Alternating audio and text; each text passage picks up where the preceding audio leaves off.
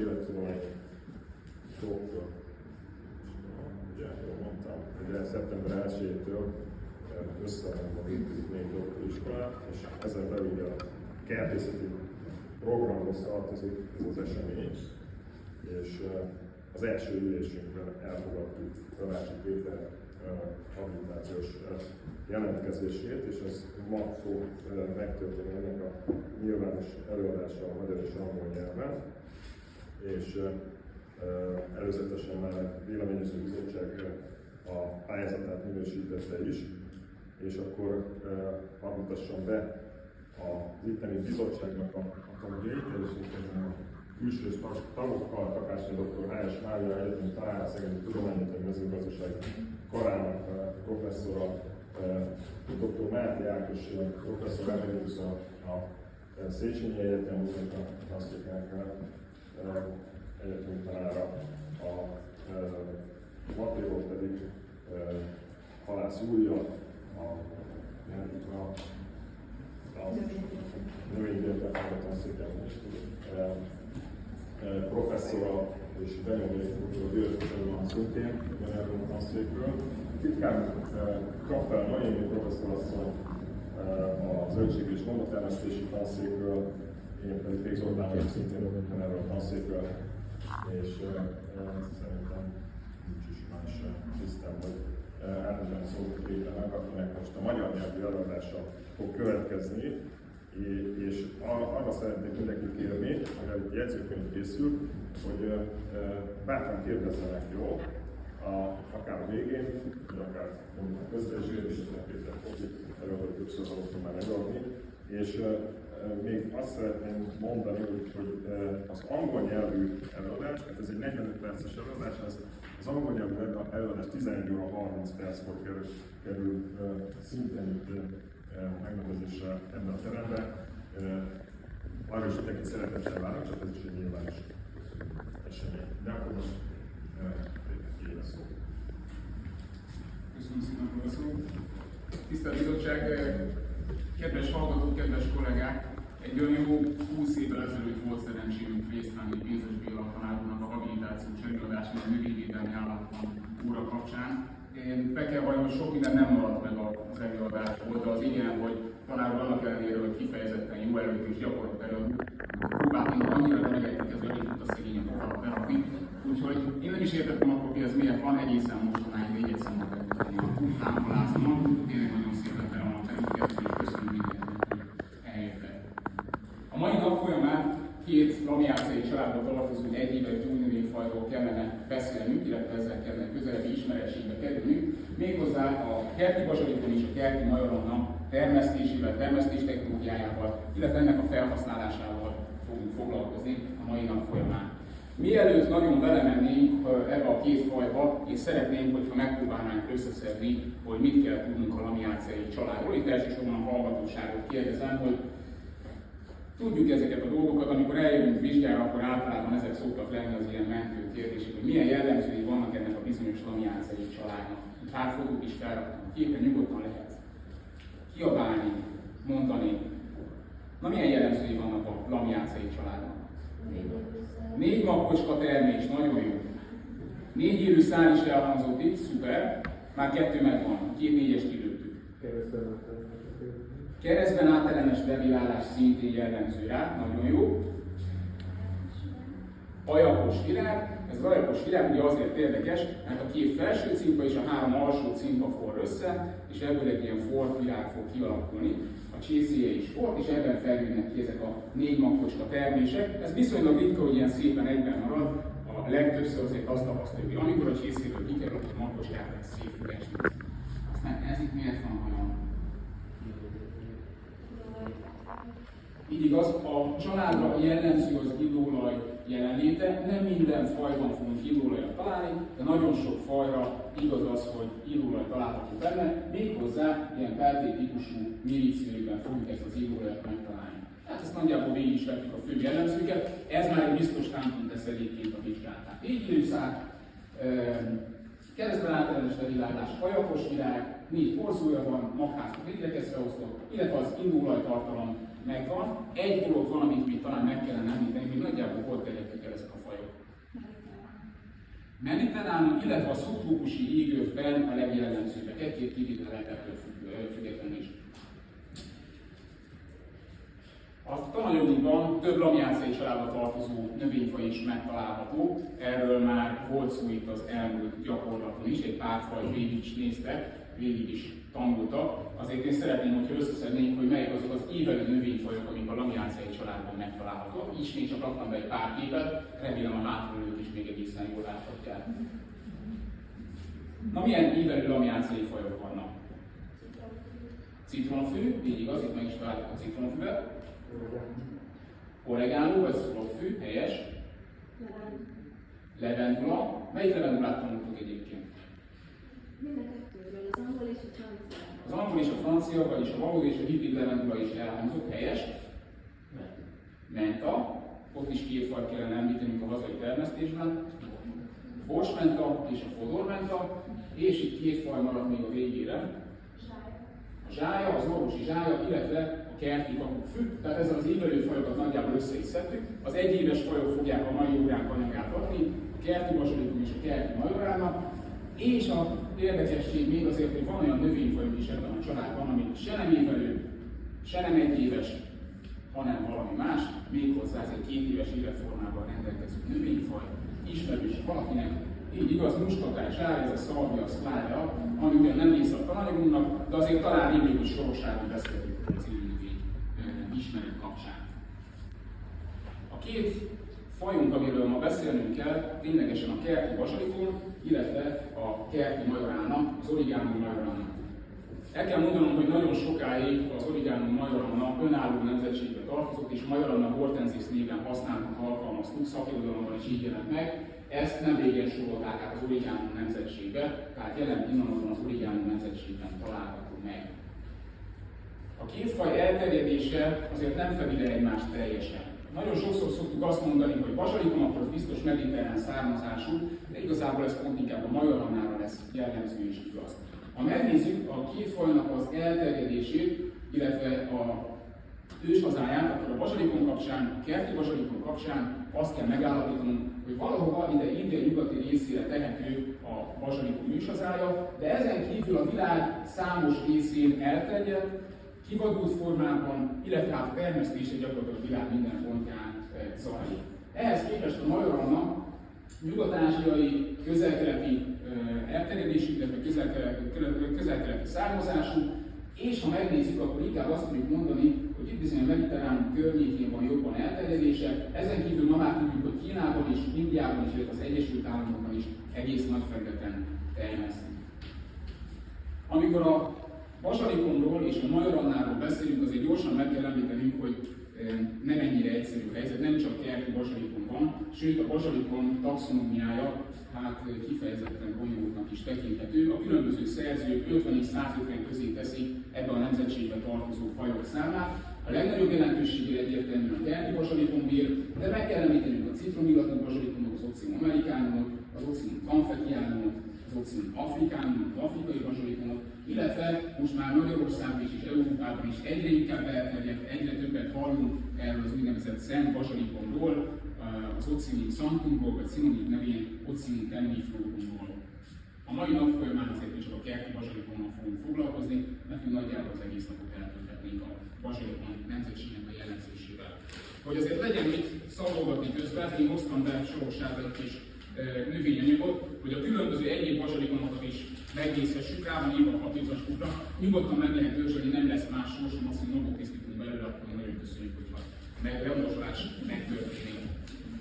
Úgyhogy ez itt indulhatunk tovább.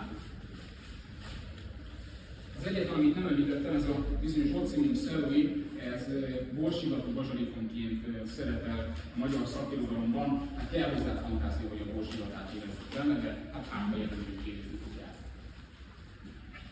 Az Origanum nemzetség egy kicsit talán kisebbnek tekinthető, valahol 35-40 közé tehető az itt megtalálható növényfajoknak a száma. Ebből számunkra a legfontosabb az Origanum, a mai nap folyamán a legfontosabb az Origanum majorána, a kerti majorána, de beszéltünk a hazai flórában előforduló Origanum vulgaris subspecies vulgare közönséges szurokfűről, az Origanum vulgaris subspecies virturól, rétai szurokfűről, vagy Origanum onitesről szintén. Ha fűszert nézünk, akkor általában a fehér virágzattal rendelkező növényfajok jelennek meg fűszerként. Miközben keresgéltem itt az előadáshoz, találtam egy ilyen remek fotót, igazából csak azért vettem be, hogy még jobban szemléletesen, mennyire nincs ez tisztázva és mennyire nagy kavarodás van. Ugye ez egy Origanum majorana hortensis vetőmag, amit nagyon szépen ábrázoltak egy Origanum vulgaris subspecies vulgare fotóval. Hát ilyenre azért elég gyakran belefutunk, különösen itt az átnevezések kapcsán is. Miért fontos beszélnünk ezekről a fajokról? Alapvetően több adatunk van a kerti bazsalikommal kapcsolatban, elég aprók lettek sajnos, hogy a betűk hátralevők nem biztos, hogy jól látják, ezért inkább mondom. A kerti bazsalikom nagyjából 30%-át teszi ki, 32%-át teszi ki a friss gyógynövény piacnak. Ennek az értéke 2025-ben valahol 4,2 milliárd amerikai dollárra tehető, tehát ennek a 30%-a a bazsalikomból áll össze. Ha az illóolaját nézzük, akkor a bazsalikom illóolaj piaca az valahova 212 millió amerikai dollárra tehető, és elég erős növekedést prognosztizálnak 2030-as időszakig. A majorana kapcsán jóval kevesebb adat áll rendelkezésre. Itt annyit tudunk, hogy az összvilágpiac az nagyjából ilyen 180 millió dollár környékére tehető, ebben az illóolaj, illetve fűszerszállítmány egyaránt benne van. Hazai viszonylatban vajon milyen jelentősége van ennek a két fajnak? Termesztjük-e vajon? Már így felteszem a kérdést, akkor valószínűleg igen.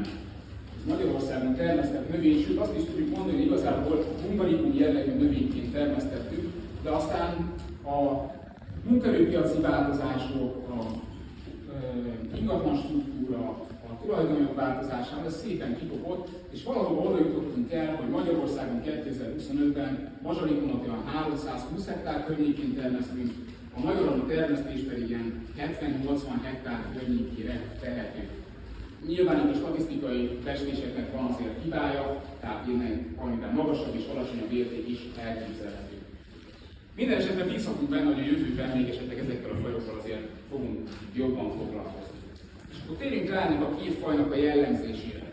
Először is beszéljünk a kerti bazsalikomról. Ez egy viszonylag robusztusabb növény, 40-60 cm-es növénymagasságot ér el általában, azonban azt is el kell mondani, hogy jó körülmények között akár 80 cm-re is, ilyen combközép magasságig is megnőnek. Ezzel szemben a kerti majorana viszonylag kistermetű növény, itt a bizottság asztalán lévő dekorációt mutatom is gyorsan, tehát nagyjából ezzel a mérettel számoljunk a majorana kapcsán. Mind a két növény ugye rendelkezik a lamiáciai család jellemzőivel, keresztben átkellenes levélállás, díjmakoska termés, stb. A levelek szempontjából azért van jelentős eltérés. A bazsalikom levelei igen széles határok között mozoghatnak, akár 1-től 10 cm-es levélnagyságot is elérhet. A levél színe, a levél formája jelentős eltéréseket mutathat, tehát itt akár a sötétzöld, világoszöld, rózsaszínes, bordós, pirosas levélszín előfordulhat, a kerti majorannál egyértelműen ez a szürkézöld levél lesz a jellemző. Ennek árnyalatveli különbség egyébként a fajták között megnyilvánulhat, tehát akkor az nincs szürkézöld lesz. Mind a két növénynek a virágzata állövőkből összetett álfüzér virágzat. A különbség itt annyi, hogy a bazsalikomnál, a kerti bazsalikomnál egy ilyen 17-19-re tehető az állövőknek a száma, ez a majorana esetében jóval kevesebb, 7-9 állövőt tudunk megszámolni, illetve jellemző a kerti majorannára, és itt adom is talán a következő zacskót, hogy a fellevelek négyesével szorosan összeállnak, és létrehoznak egy ilyen doboz jellegű képződményt. Remélem növénytanosok nincsenek jelen a teremben, mert akkor gyorsan letagadom, hogy dobozt emlegetem itt a lamiáciai család kapcsán, de valóban formában erre hasonlít leginkább. A növény magjai is eltérőek, a két növény magjai is eltérőek, a bazsalikom magjának jellegzetessége 1,5 mm-es hossz, 1,5-1,6 g-os ezermag tömeg, illetve ez a mag síkokkal több oldalon lapított kicsit hosszúkás. A kerti majorana magja fél milliméter környéki átmérőjű, gömbölydebb, kerekleg, rózsabarna, vörösbarna színnel rendelkezik, és azért látszik, hogy ezermag tömege jóval kisebb a bazsalikomhoz képest. igények tekintetében elmondhatjuk, hogy általában azt tudjuk mondani, hogy a kerti bazsalikom az a kifejezetten igényes növény, a kerti majorálma pedig a kevésbé vagy nem annyira nagyon igényes növények közé tartozik. Mind a két faj meghálálja, hogyha a talaj laza vagy középkötött, jó tápanyag ellátottságú, illetve jó vízgazdálkodással rendelkezik. Mindkét faj fényigényes, tehát itt vita ne legyen, árnyékban ne akarjuk ezeket a növényeket ültetni, mert ugyan elszenvednek egy darabig, de igazán normálisan felnőni, ezek nem lesznek képesek. A vízigény szempontjából a bazsalikomot tartjuk talán egy kicsit igényesebb növényfajnak. Ez azt jelenti, hogy a vegetáció során a bazsalikomnak valahol 500 és 1000 mm környékére tehető vízigénye van. Ez persze azt is jelenti, hogy a hazai viszonylatban kiegészítő öntözés rendszerint szükséges a bazsalikom termesztésénél. A majoranna kapcsán a hazai viszonyoknál azt szoktuk mondani, hogy egy durván 160-180 mm kiegészítő csapadékra szükség lehet. Mind a két növény fényigényes, ezt megbeszéltük, és mind a két növény melegigényes. Viszont az alsó hőigény az egy kicsit más. Ha megnézzük ezt a majorannát, amit látható a bizottság asztalán, ez vasárnap felszedve a soroksági kísérleti üzemből, tanszékvezető asszonynak az állományából. Látszik, hogy ezek még azért elég szépen élvegelnek, nem lett különösebb probléma. Ezt a bazsalikomot inkább nem adom körbe, de ez is vasárnap lett felszedve, mutatja a két növény hőérzékenységét. A bazsalikom kifejezetten fagyérzékeny, 10 fok környékén ugye mind a két növénynek a növekedése leáll, de a bazsalikom, ha eljutunk a 0 fok, -1 fok környékére, jelentős fagykát szenved, tehát elpusztulnak a bazsalikom növények. A majoranna az utóbbi években akár áttelelhet is, tehát tapasztaltunk olyat, hogy még tavasszal is ott volt a majoranna és szépen zöldel. Mind a két növénynek a csirázási optimuma az valahol 20 Celsius fok környékére tehető, a bazsalikom egyébként ennél magasabb hőmérsékletét is preferál, valahol 25 Celsius fok környékén a bazsalikom szinte robbanva csirázik, egy petricsészében 1-2 nap alatt már csirázik a maguknak a döntőségét. A drogok és hatóanyagok szintén fontosak, hiszen emiatt termesztjük ezeket a növényeket. Mind a két növénynek herba drogja van, illetve mind a két növénynek van illóolaj drogja is. Bazilici herba néven szerepel ugye a bazsalikom szárított virágzó hajtása, illetve bazilici éterolajunként, míg a majoranna esetében ez majoranni herba és majoranni éterolajunk lesz. Ugye, hogyha visszaemlékezünk még az előző fél évnek a tananyagára, amikor a drogoknak a nevezéktanáról beszéltünk, akkor talán rémlik a társaságnak, hogy a bazilici herba az egy ilyen tipikus kivétel volt, hiszen nem a drogot szolgáltató nemzetség birtokos esetét használjuk, hanem a faj megjelölésre szolgáló névből fogjuk kialakítani a növénynek a drognevét. Mind a két növényfaj illóolajos. Az illóolajon kívül a növényben természetesen különböző fenolos vegyületek, rozmarinsav, flavonoidok megtalálhatóak, azonban ezeknél a fajoknál egyértelműen az illóolajat tartjuk a fő hatóanyagnak. Az illóolaj mennyisége eltérő a két növényben, a bazsalikomnál valahol fél és 1,5% környékére tehető az illóolaj, a klasszikus fajtáknál, a régi fajtáknál meg ez a fél százalék környéki érték jellemző, az újabb fajtáknál azért megyünk egyre följebb. A majorannánál azt tudjuk mondani, hogy a hajtásban az illóolaj tartalma, a friss hajtásban, illetve a szárított hajtásban ezen durván 1,3-1,5%, és abban az esetben, hogy megtörténik a morzsolás, hogy nyilván a szártól mentes morzsolt fűszernek a hatóanyag tartalma az jóval magasabb lehet, ebben az esetben 2-2,5%-ot is elérhet. Azért szerintem nagyjából már eddig is látszik, hogy a bazsalikom egy kicsit összetettebb növénynek tekinthető, a majoranna meg nem bántásból, de mégis egy kicsit egyszerűbbnek tekinthető. Ha megnézzük a különböző illóolaj összetevőket is, akkor azt tudjuk mondani, hogy majorannánál kevés a változékonyság, főleg ez a ciszabinén hidrát, illetve különböző terpinol származékok jelennek meg, alfa-terpinol és társai. A bazsalikomnál számos kemotípusról tudunk. Ezeket a kemotípusokat nagyon sok esetben földrajzi elhelyezkedéshez is kötik. Európában talán a linalolos kemotípus az, ami leginkább elterjedt, Ázsiában pedig az esztragolos vagy metilkovikolos kemotípus. A kettő között van egy átmenet is, ami nagyjából fele-fele arányban tartalmazza ezt a két terpenoid komponenst, de ezen kívül citromos illatú bazsalikomból, a fahéjas-illatú bazsalikonból és számos más bazsalikonból beszélhetünk, tehát nagyjából 8-9-re tehető a bazsalikon tematikusoknak a száma. És akkor térjünk rá a kerti bazsalikon termesztésének az ismertetésére, hiszen ez a mai óránknak a fő témája. Hát kell kezdenünk az egészet a szaporítással, illetve a szaporítás előtt egy kicsit talán még vissza kellene mennünk, és beszélnünk kellene arról, hogy milyen talajigényei lesznek a bazsalikonnak. Vajon milyen magákat kellene készíteni a bazsalikon számára? Ez igazából jellemző lesz a magákat számára is. Finom, apró morzsás magákat kell készítenünk, és mikor legyen kész ez a magány? Hát valahogy úgy kellene csinálnunk, hogy tudjunk bele majd vetni, és a vetést egy egyértelműen meg tudjuk határozni a bazsalikonnak a hőigényét. Ez a hőigény pedig emlékezünk vissza, fagyérzékeny növényfajról van szó, és egyébként a melegigénye az nagy lenne. Tehát túlzottan korai vetéssel nem érdemes foglalkozni, bár az utóbbi években belefutottunk abba is, hogy ha márciusban telepítettük volna a bazsalikonot, akkor is sikeres lett volna a termesztésünk, de azért ez nagyon rizikós. Ha április végén jön egy faj, és a mi növényeink már kint vannak, akkor igazából kezdhetjük előre a szaporítást, mert a bazsalikon növényei vagy elpusztulnak, vagy pedig annyira visszafagynak, hogy nagyon lassan fognak regenerálni. Tehát a szaporításnál azzal kell számolnunk, hogy a helybevetést szeretnénk végezni, nyilván megnézzük az időjárás előrejelzést, és ha látjuk, hogy még április végén már nem nagyon prognosztizálnak számunkra mínusz 5-6 Celsius fokokat, akkor azért megkockáztathatjuk a vetést. A cél az, hogy valahogy ezeket a fagyos időszakokat még úgy vészeljük el, hogy a nap már lehet a talajban, de még ne induljon meg a csírázás. Ha pedig palántanevelést alkalmazunk, az szintén lehetséges a bazsalikon kapcsán, akkor arra kell készülnünk, hogy valahol április elején vagy március végén kezdjük meg a palántanevelést, és utána ezeket a palántákat a tavaszafagyok elmúltában ültessük csak ki, megint csak azért, mert fagyérzékeny lesz a bazsalikon. Korábban egyébként a szakirodalomban is általában azt szerepel, hogy a bazsalikon palántázással szaporítandó növény, ma ez szinte teljesen kikopott, elkopott, illetve kisüzemi méretekben még működik. Vajon miért? Miért nem használjuk a palántázást a bazsalikon kapcsán?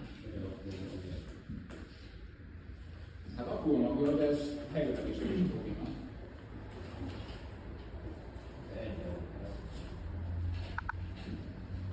Arra meg vannak precíziós vetőgépek, tehát azt is meg tudjuk oldani. Inkább az, hogy érzékeny a szára, hogy milyen tanított sérülékenyen. Nem, azt kell mondani, hogy a bazsalikon palánt az a minden kívül, tehát ha rálépünk egy darabot a földbe, vagy csak ott van a kis sorosán, akkor is képes lesz meggyőződni. Kifejezetten tárkülésűek ezek a palánták. Mi a probléma a palántaneveléssel? Nagy általánosságban. Nem éri meg akkor gazdaságban. Így igaz, tehát a palántanevelésnek azért van egy extra költség. És egy picit jobban belegondolunk a zöldségtermesztésben is, már ilyenkor megkezdődik a palántanevelés, és hát nem feltétlenül a viszonylag olcsó bazsalikon palántákkal foglalkozni, hanem a nagyobb jövedelmet hozó egyéb zöldségpalántákkal. Tehát a palántanevelés az szépen lassan kezd kifogni. Megfelelő precíziós vetőgépektől a helyrevetés megoldható. Arra kell figyelni, hogy nem nagy méretű magról van szó, tehát nem ér akarjuk vetni, mert 3-4 cm mélységben levetett bazsalikonnak nagyon lassan bontatottan fog megjelenni. A fél 1 cm-es talajtakarást kap a bazsalikonnak, egy hét alatt, sok esetben idő alatt megjelenhetnek a sima növények. A bazsalikon vetése kapcsán ugye felmerül a következő kérdés, ez pedig a térállás. Na most a térállásnál arra oda kell figyelnünk, hogy nagyon nem mindegy, hogy milyen üzemméretben gondolkodunk, illetve mivel fogjuk majd ezeket a bazsalikon növényeket betakarítani. Kisüzemi méretek között működhet ez a szépen meghatározott 40x30 vagy 50x30 cm-es térállás, üzemi körülmények között ezt ma már szinte egyáltalán nem alkalmazzák. Ezt ugye akkor lehetett jól megcsinálni, ha tényleg palántanevelés volt, és mi pontosan le tudtuk rakni oda azt az egy palántát, és ott lett nekünk egy növényünk. Magvetéssel ez nehezen hozható. Magvetés esetében sávos, ikersoros vetést szoktak alkalmazni, általában 15-20 cm-es sortávolsággal, viszont vannak olyan extrém helyzetek, amikor ennél kisebb sortávolsággal és jóval sűrűbben vetik a bazsalikonot, szinte egyfajta ilyen vágás asztalt fognak kialakítani ebben az esetben, jóval gyakori betakarításra, de kisüzemi méretek között fog ez működni, erre fogok majd mutatni későbbiekben videót. Mire kell figyelnünk az ápolásnál? Hát ugye beszéltünk róla, hogy a bazsalikon vízigényes növény, tehát a vízigényt valahogy pótolni kell. Itt nagyon jó lenne, ha csepegtető szalaggal történne meg a vízpótlás, a vízutánpótlás, azonban ez nagyon ritkán szokott előfordulni. Ez viszont hozza a következő problémát, hogy esőztető jellegű öntözéssel fogjuk tudni öntözni a bazsalikomot. Ez meg mit fog okozni? A különböző növényvédelmi problémákat, ezt majd mindjárt megnézzük. És igen, a bazsalikom kapcsán mindenképpen el kell mondanom, hogy a növényvédőszereknek a felhasználása nem tilos. De oda kell rá figyelni, hiszen ha fűszerként szeretnénk felhasználni, rövid lesz a élelmezés egészségügyi várakozási idő, foldott haj az a növényvédőszer esetleg a levélfelületen. Tehát ez olyan problémát okoz, ami gyakorlatilag teszi majd nehezen eladhatóvá a bazsalikom növényünket. És aztán eljutunk a betakarításhoz. A betakarítást képzeljék el, végzik még kézzel is. Mikor, milyen esetben lehet kézi betakarítást végezni? Hát ha a királlás nem teszi lehetővé a gépesített betakarítást. Igen, bár azt már régen elrontottuk, ha az elején nem terveztük meg. Kézi betakarítás nagyon kis üzemnél fog működni, és akkor, hogyha a kézi betakarításnak a plusz költségét mi valahogy vissza fogjuk tudni kapni. Tehát amikor mi oda fogjuk vinni egy étterem, egy drága étteremnek a konyhájába azt a két csokor bazsalikomot minden reggel, akkor lehet, hogy érdemes vesződni a kézi betakarítással. Egyébként azért a bazsalikom betakarítása jellemzően gépi módszerekkel történik. Vagy kaszával rakógéppel, ha illólelepárlás jön, akkor pedig gyárasztáskázó gépekkel, erre majd mindjárt nézzük egy pár videót is. Ezt a fotót még valamikor 2008 környékén készítettem Csehországban. Ez egy érdekes, saját gyártmányú, saját fejlesztésű bazsalikom betakarító gép. Nem tudom mennyire látszik, itt az elején van egy alternáló kasa, tehát ez végzi a vágást, ez lesz az, ami elválasztja a számunkra fontos növényi részt, a talajon maradó vagy talajban maradó növényi résztől. És itt van egy doboz a traktornak a hátulján, előre-hátulra a teljesítményalapú tengelyel aktívan hajtott gépről van szó, és a tetején van egy meglehetősen nagy ventilátor. Ez igazából úgy működik, mint egy napmorszív. Tehát levágtuk a növényanyagot, és azon a csövön keresztül de szépen a hátsó gyűjtőtartályba történik meg a növényanyag beszívása. Érezhető talán, hogy van ezzel egy kis probléma, mert nem csak a növényanyagot szívja magával, hanem a növényen megtalálható rovarokat, a talajszennyeződést, a gyomokat, szóval minden egyébet, de náluk ez egészen jól működik. A feldolgozás kapcsán azt kell elmondanom, hogy a bazsalikom illóolajat tartalmaz, és ugye minden más illóolajos faj esetében is ezt szoktuk mondani, 40-42 Celsius foknál magasabb hőmérsékleten nem szállítjuk, hiszen az illóolajtartó mirigyszűrők sérülhetnek, és ebben az esetben ugye az illóolaj veszteséget fogjuk elszenvedni. A bazsalikomnál egy érdekesség, és hazai viszonylatban erről ritkán szoktunk beszélni, de a bazsalikom paszta is előfordulhat. Ebben az esetben egy olyan lépés is bekerül a feldolgozásba, ami más gyógynövény esetében nem szokott jellemző lenni, mégpedig az, hogy levágják a friss hajtásokat, itt jellemzően a hajtás tetején 3-4 levél az, ami betakarításra kerül, és ezeket mossák. Jó, tehát a friss növényt megmossák, és utána úgy készül a bazsalikom paszta belőle. És ez a növényvédelem azért mindenképpen megér egy pár szót, mert hogy a bazsalikom kapcsán azt olvassuk a különböző szakirodalmakban, pláne régebbi szakkönyvekben, hogy a bazsalikom az egy nagyon jó növényfaj, mert ismert kórokozója, kártevője nem nagyon van. Amikor elkezdjük termeszteni, ezért általában rájövünk, hogy azért mégis akad. Például van egy fuzáriumos betegsége, ami elég szépen elpusztíthatja a növényállományainkat. Ez kifejezetten meleg időszakban szokott megjelenni, és hát foltszerűen szokott előfordulni. Aztán a másik, ez sajnos talán növényvédelmes előadásról rémlik még a társaságnak, hogy Sorokságon találkoztunk ezzel a csodával. Először megörültem neki, hogy milyen szép, ilyen variegát jellegű bazsalikom hasadt a növényanyagomból, hogy milyen jó lesz az nemesítés szempontjából. Aztán viszonylag gyorsan rá kellett jönni, hogy nem áll meg itt egy picit sárgul a levél, hanem teljesen deformálódik és elpusztulnak ezek az egyedek. Tehát a bazsalikom kapcsán a vírusfertőzés is előfordul. Itt az alfalfa mozaik vájruszról tudjuk azt, hogy ez támadhatja, fertőzheti a bazsalikomot. Illetve hát 2010-ig tényleg mondtuk, hogy nem nagyon van olyan gombabetegsége a bazsalikomnak, ami problémát okozhatna. 2010 egy kifejezetten csapadékos év volt, és abban az évben megjelent Magyarországon is a bazsalikom peronoszpóra, ez a peronoszpóra belvali kórokozó okozza, amivel az a nagy probléma, hogy először nem is veszi észre az ember. De van egy ilyen hűvös, csapadékos nyarunk, ne adj Isten, még esőztető öltöző rendszerrel kicsit rásegítünk erre a párás mikroklímára, akkor egy idő után azzal fogunk szembesülni, hogy egy kicsit elkezdenek úgy sárgulni, foltosodni a bazsalikom levelei. És akkor már késő. Mert gyakorlatilag ekkor azzal szembesülünk, hogy a levelek fonákán ez a remek kis sporangiumtartó ugye ott van, egy ilyen sürke, sötét-szürke színnel rendelkezik, és ezzel már érdemben védekezni nem nagyon tudunk. Illóelepárlás még előfordulhat, de hogy ezt a növényanyagot friss fogyasztásra, vagy fűszerként nem fogjuk tudni felhasználni, az teljesen biztos. A bazsalikom azért egy nagyon jó növény, mert vannak fajtáink belőle. És itt a új növények kapcsán tényleg azt kell mondjuk, hogy ez egy viszonylag unikális dolog. Korábban már talán mutattam is a engedélyezett állami elismert gyógynövényfajtáknak a listáján 5 gyógynövényfajta is megtalálható.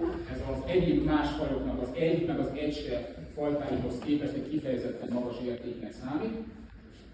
Itt balról jobbra haladva a Geronimo, ez egy ilyen genovese alapkörbe tartozó nagy levéllel rendelkező, kifejezetten ilyen pesto előállításához használható fajta. Az Olympus ez egy kifejezetten citromos illattal rendelkező fajta. A keskenylevelű, ami a legrégebben államileg elismert fajták jegyzékén megtalálható fajtánk, 1959-es elismeréssel. Az Halikó, illetve egy ilyen antociános világszínnel rendelkező fajta, az Eugénia. De nem szabad elmenni a dísznövényként alkalmazott bazsalikom fajták mellett sem, hiszen hazai nemesítő és Kovács Zoltán nevével fényjelzett fajtákat kell megemlíteni. Rokokó, lilagömb, bíbor rokokó, bíbor lapta, bocsánat, illetve itt a jobb alsó képen a zöld gömb fajta látható. Gyakran el szokott hangzani a kérdés, hogy ezeket a növényeket lehet-e gyógynövényként használni és alkalmazni. Éppen lehet, hatóanyag van bennük, fűszerező értékük van, tehát ha otthon éppen ilyen dísznövényünk van a kiskertben, és szeretnénk a pizzának a tetejére szólni, akkor nyugodtan lehet ezeket is használni és alkalmazni. Üzemi méretű termesztésnek ezek azért nem fognak kellő ozonot produkálni, tehát tényleg némelyik ekkora, amit most ekkora biaforotot fog felvenni, nem fognak megfelelő méretű ozonot produkálni. És akkor a betakarítás kapcsán szeretnénk mutatni példát, tehát én leményünk az is kifejezetten beszélek. Amit itt látunk, azt meg lehet figyelni, ugye egy ikersoros vetés, ikersoros telepítés, a két szép egészen közel van egymáshoz. Egy sima alternáló passzol, majd ezt követő felborzó szalag látható, és itt már látszik, hogy ez egy lepárló konténer lesz, tehát gyakorlatilag, hogy ez a konténer megkel, lezárták, viszik a lepárlás helyszínére, és történik is meg a bazsalikom hídójának előállítása. Amit még itt érdemes megfigyelni, hogyha elhalad ez a készülék, akkor azt látjuk, hogy itt nem ilyen 5 cm-es, meg 10 cm-es szalagok vannak, hanem viszonylag nagy. Ez azért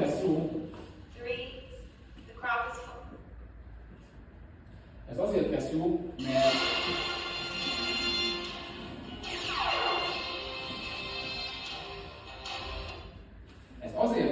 számunkra, mert viszonylag gyorsan regenerálódni fog tudni a növény. Ennél a jellegű betakarításnál, itt a videóban is elhangzik, akár 4-5 vágás is belefér évente. A hazai termesztés során általában 2 betakarítással szoktunk számolni. A keskeny levegő fajtára mondták azt korábban, hogy az azért nagyon jó, mert egyébként akár 3 betakarítást is képes produkálni éves szinten. Nyilván ez akkor működik, ha tápanyag utánpótlással megsegítjük a regenerálódást, illetve az öntözést meg tudjuk oldani.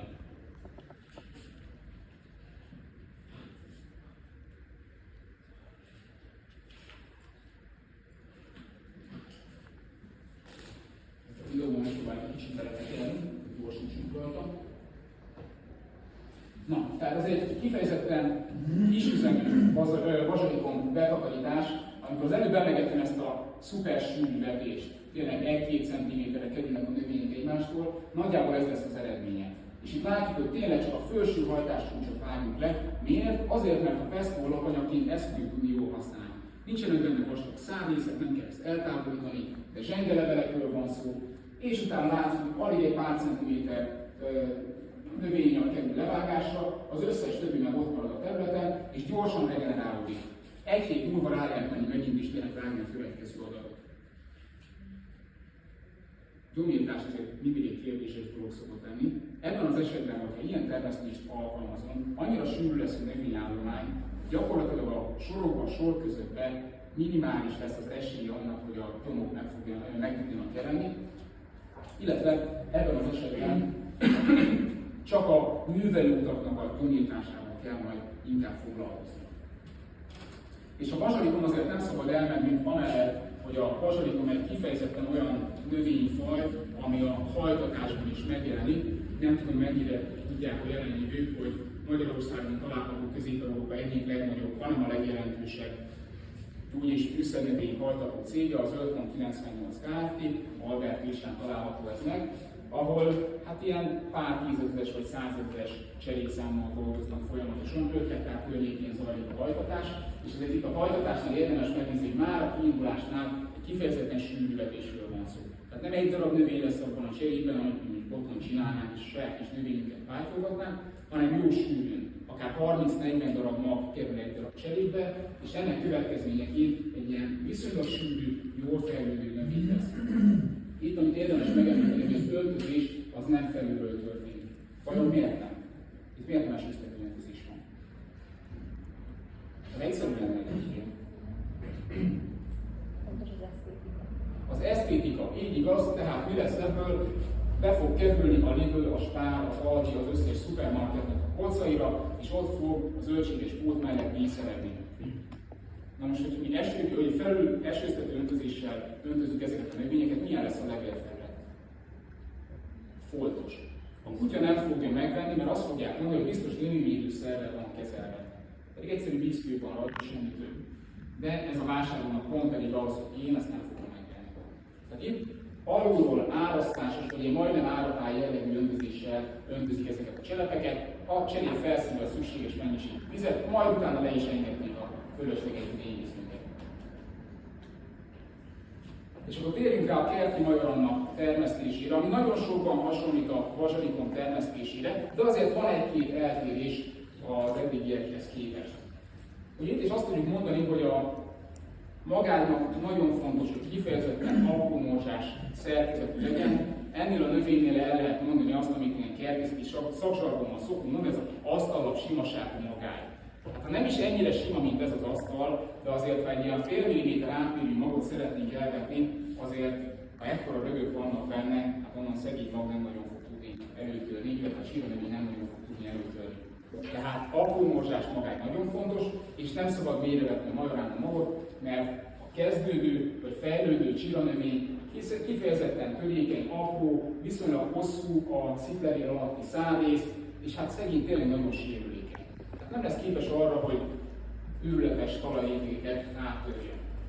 Viszont szerencsére a majoranna még csiranövénykorban sem lesz annyira nagyon idegérzékeny, tehát már viszonylag korán elkezdhetjük a helybevetést, akár március végi helybevetés megtörténhet, a tavaszi fagyok nem fogják jelentősen visszavetni. Illetve beszélhetünk a palántanevelésről is. Itt ebben az esetben célszerű úgy időzíteni, hogy valahol május környékére tudjuk megejteni a kiültetést. Úgy egyébként általánosságban kérdezném a hallgatóságot, hogyha májusban történik a kiültetés, mondjuk palánta formájában, az milyen kockázatot, milyen rizikót rejtett magában? Elfagyás. Hát utóbbi években ezzel egyre kevésbé kell számolnunk, a másik évekkel viszont ilyen. Akkor túl meleg. Bejönnek ezek a 30-32 Celsius fokos melegek, nincs csapadék, és abban az esetben, ha nem tudjuk ezeknek a palántáknak a megfelelő beöntözését, beliszapolássát megoldani, akkor sem is kell felejteni az ilyen jellegű palántázással történő szaporítást. A majorannánál a térállás nagyjából 25-40 cm-es sorközt jelenti, illetve, hogyha palántázni tudjuk a növényeket, akkor 10-15-20 cm-es növény távolságot tudunk tartani. Nyilván a helybevetés esetén ennél általában egy kicsit sűrűbbre szokott sikerülni az állomány, pláne, hogyha a vetőmagok is megfelelően csirázni fog. A betakarítás szempontjából el kell mondjuk, ugyanazokat a gépeket nagyjából használhatjuk, mint a bazsalikon kapcsán. Itt azért nincs ilyen, hogy csak a felső hajtás csúcsokat fogjuk levágni, hanem a teljes fölfeletti növényi részt levágjuk. Nyilván az alsó ügyek alatt meg kell hagyni, hiszen onnan fog tudni a növény regenerálódni. Ha nincsenek ezek a rejtett ügyek, sajnos a bazsalikon is el fog pusztulni, tehát a 8 cm körüli tarlóval lesz optimális ebben az esetben a betakarításon. A száraz hozam ebben az esetben 2-2,5 tonna per hektár környékére tehető. Az ápolás kapcsán itt is el kell mondjuk, hogy a kiegészítő öntözés fontos lesz, bár a majorannál azt mondjuk, hogy ez egy kevésbé igényes növényfaj, kevésbé vízigényes, de az öntözés nélkül a hazai klímán nem nagyon fogjuk tudni sikeresen termeszteni. Ugye említettem, hogy a bazsalikum is és a majoranna is kifejezetten egy hungarikum jellegű növényként jelent meg a hazai, illetve az európai piacokon is. Kalocsa környék, illetve Dél-Magyarországon termesztették nagyobb felületen. Már ezelőtt 10 évvel is arról panaszkodtak az ottani hajdani termesztők, hogy egyrészt nem találnak munkaerőt, akik ezeket a növényeket megfelelően mondjuk kapálni tudnánk és a gyomírtását meg tudnánk ejteni, illetve nagyon sok helyen kardinális probléma az, hogy az öntözés kérdése mind a mai napig nincs rendesen megoldva. A feldolgozás kapcsán ennél a növénynél is ugyanazt tudjuk elmondani, mint a bazsalikomnál, vagyis illóolajos növényfaj 40-42 Celsius foknál magasabb hőmérsékleten nem szállítjuk. A szállítást követően egyértelműen egy morzsolás következik. Ennek a morzsolásnak az a célja, hogy a vastagabb szárrészeket eltávolítsuk, és csak a leveleket, illetve a virágzati részeket őrizzük meg a fűszernövények számára. A lepárlás itt is működik, is működhet. Milyen növényanyagból történik a lepárlás? Friss vagy száraz? Friss, az esetek döntő többségében friss. Abban az esetben fordulhat elő, ugye, hogy esetleg meg kell szállítani a növényanyagot, hogyha a lepárló kapacitás nem felel meg a betakarítás kapacitásának, tehát egyszerre több növényt kell lepárnunk, mint amit egyébként le tudnánk párolni, akkor a szállításra esetleg szükség lehet. Az ápolás kapcsán egyébként érdemes megnézni ezt a képet, sorközművelő kultivátorokkal, mechanikai úton célszerű a majoranna gyomírtását megoldani, már csak azért is, mert húzottan sok engedélyezett növényvédőszer nincs. És ennél a növénynél is nincs sok ismert kórokozója, kártevője, de azért előfordulhat. A majoranna majd meg lehet említeni, ami hát jellemző, hogy egy darab egy ilyen preparált fotót találtam erről az állatholdonál hosszú évekbe visszamenőleg, tehát azért annyira hatalmas gazdasági kártételt nem okoz. Ez a nyár folyamán jelenik meg az állományokban, a majorannának a specifikus kártevője, de nem szükséges ebben külön védekezést folytatni. Sokkal inkább kellene védekeznünk az alternáliás levél és szám, illetve termésfontosság ellen. Azonban nem könnyű, megint csak az engedélyezett növényvédőszerek hiánya azért nem segít nekünk sokat. Illetve itt is van egy fuzáriumos betegség, a fuzárium megvizéti támadja a majoranna növényeiket. A majoranna növénynél itt a gyökérben az edényanyagok elhalását okozzák, és gyakorlatilag a növény egy darabig növekszik, majd utána szépen azt látjuk, hogy elkezd visszaszáradni, és ilyen foltszerűen pusztulnak el a növények. Ez ellen hát lehetne éppen tenni, akár egy Trichoderma marcianus kolonizálást megérteni, ugye kiskerti állományokban a Trifender Pro készítményeket erre fel tudjuk használni, azonban az üzemi körülmények között ez is okozhat problémát, ez is elsősorban melegebb időben szokott nagyobb problémát okozni. Illetve hát el kell mondani, hogy ritkábban a mentarosda kórokozója, Ucinia menté szintén támadhatja a majorannát, gazdasági kártétel ritkán, nem gyakran szokott adni. Hát a fajta kapcsán itt a majorannánál is azért mi mindig egészen jól állunk, hiszen van két fajtánk, az 1959-ben elismert francia fajta, ez egy új növénykutatóintézetnek a fajtája, illetve a tanszékünknek is van egy fajtája, ez magyar néven került elismerésre a 2000-es években. Világviszonylatban is, hogyha elkezdünk keresni, akkor nem az lesz a helyzet, mint a bazsalikum kapcsán, hogy 100 meg 100 különböző fajtát fogunk találni, hanem itt ezek a hazai fajták azok megtalálhatóak. Európában talán még a Marcelka nevezetű csehfajta, illetve az Aurea csehfajta vagy Alba nevezetű fajták fordulnak elő, de nincs egy hatalmas fajta szortiment. Tehát nem tudunk végtelenségig válogatni a különböző fajták között. Egyébként meg azt kell mondjam, hogy nem is nagyon kell, egy kicsit hazaveszélyen, a magyar fajta az kifejezetten megállja a helyét nemzetközi viszonylatban is, tehát szerencsére nem kell messzire mennünk, hogy termesztésben jól alkalmazható fajták találjunk. És akkor a végén egy picit beszéljünk arról, hogy milyen felhasználási lehetőségei vannak ezeknek a növényfajoknak. Szomorúan kell közölnöm, hogy egyik növényfaj sem szolgáltat gyógyszerkönyvi drogot, tehát sem a majoranna, sem a bazsalikom nem rendelkezik gyógyszerkönyvi droggal. A bazsalikom kapcsán azt is el kell mondjuk, hogy nincs közösségi, vagyis EU-s monográfiája. Amit el lehet tudni, korábban mind a két növényfajnak volt magyar szabványa, fűszerszabványa, ezek visszavonásra kerültek. A vasalikon kapcsán egy esztragolos, metrikavikolos illóolajnak van izó szabványa, de ezt leszámítva nagyon nincs más. A Majorannál van közösségi monográfia, és hagyományos növénygyógyszerben történő felhasználásra 2 javallatot ad meg ez a EU monográfia, méghozzá emésztőrendszeri panaszok kezelésére lehet felhasználni, illetve ezen kívül egy ilyen nagyon furcsa és furcsán megfogalmazott javallat van, hogy náthás betegségek esetében az orr cimpáknak a kipirosodását lehet majoranna tartalmú krémekkel, kenőcsökkel kezelni. Ebben nyilván nem az egész növény, hanem az illóolaj fog belekerülni. És hát, hogyha nézzük a nem szabványokhoz, nem monográfiákhoz köthető hatást és felhasználást, akkor mind a két fajról el tudjuk mondani, hogy étvágyjavító, emésztésserkentő hatással rendelkeznek. Mind a két fajt használja az élelmiszeripar, főként fűszerként nagy mennyiségben, vasalikonnál ugye a pesto, mint olyan szintén megjelenik. Tehát nem Magyarországon gyártjuk a legtöbb pestót, de ha valaki felmegy az interneten és beírja azt, hogy pesto recept, akkor legalább 10 000 különböző receptet fog találni egy pillanat alatt, emberi fordulnak. Illetve el kell mondani, hogy a majoranna kapcsán a reuma elleni felhasználása, illetve különböző köhögés elleni készítményekben történő felhasználás is jelen lehet. Tehát elég széles körben lehet ezeket a fajokat felhasználni.